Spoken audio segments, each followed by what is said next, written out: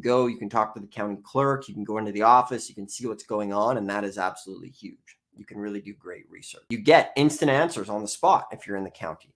A lot of the times there's less competition, especially the smaller counties. There can be a lot less competition out there for you. And just kind of the hands-on experience of just going in there. It's a lot of fun. Obviously, it's a travel expense for your business. You can get a lot of great market insights. Like when we're driving, we write down the names of realtors in the area. And in between driving from one property to the next, we'll call up the realtor and say, hey, what do you think of the area? We're interested in a property, things like that, right? You can do direct negotiation. You can pick up pre-auction deals, which we do a lot, where sometimes the homeowner's in the property. And if you talk to them before the auction, you can pick it up before the auction, get them a little bit of cash in their pocket and have a win-win situation. You get immediate documentation in that situation. You don't have to wait in the mail for a super long time.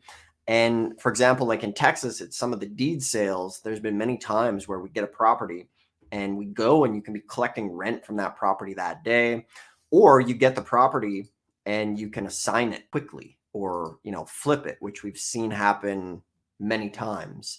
I was at an auction once in New York, and this guy bought this property and it happened to be attached to like a motorcycle clubhouse. And then they came late to the auction after it was sold. And the guy basically bought the property and then just assigned it right away for, I think it was like $5,000. So he made $5,000 within a matter of like 5 minutes. So that's pretty darn good. Let's see. There's a question here.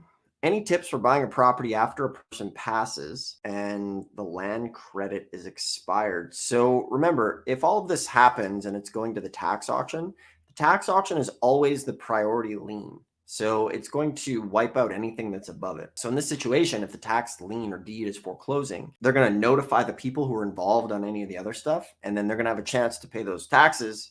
But if they don't, all that stuff is going to get wiped anyway, right? So that's what we love about these tax lien and deed sales. So a bit of a comprehensive overview as far as that goes. So it's going to come down to kind of what appeals to you the most in that regard and where you live. Are you in a lien state? Do they have online auctions in person? I used to only like the in person, but now with what you can do online with the tools, it's great to be able to do both. Or if you're in a different country and you want to beam in and do this stuff, it's great. Because back in the day, it would take us hours. We'd use a big map with a highlighter, and it was a pain in the butt because we'd have to, say for example in Houston, you get the paper map, you're highlighting the route, you're circling things. It would take 3-4 hours just to draw all that stuff out.